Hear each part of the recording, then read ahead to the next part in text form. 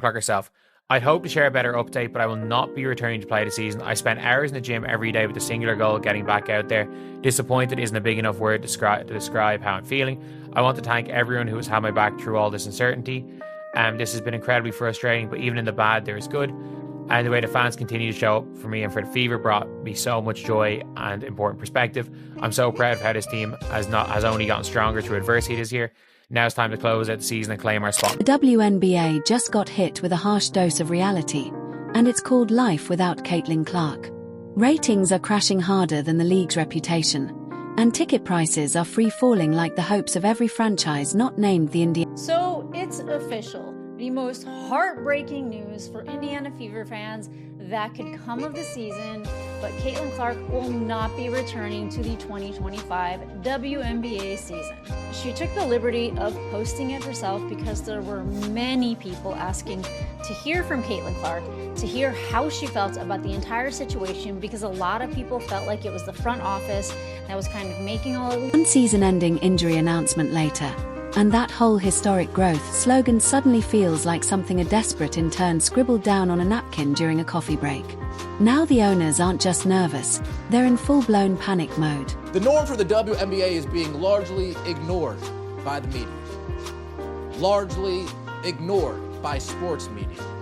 Not considered a real professional league, to the point where people didn't even know it existed until CC22. That's just a fact. You can't believe how many times I have people come in the chat and say, I didn't even know that there was a professional women's basketball league until Caitlin. Yeah, it's the facts. Don't forget to hit that subscribe button if you're enjoying the video.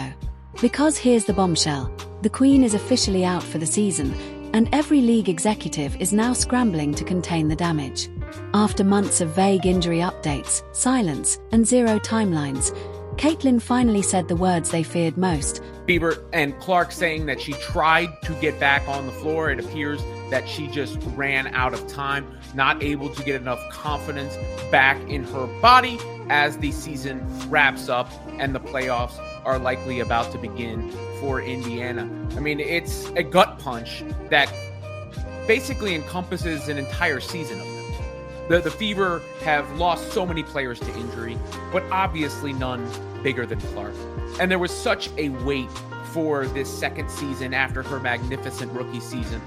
And then, the anticipation of her possibly coming back only... That means the Fever can finally stop pretending there's a comeback in the works. There's no schedule. There's no countdown. Just a massive hole where the league's biggest star used to stand. And the panic. It's spreading like... When she was supposed to return versus the Minnesota Lynx, supposedly, and then the Scott Agneses and all them start talking about she suffered a bone bruise in Phoenix, I told y'all it was a wrap. It was done. It was done. They knew it. And I believe they've known far longer.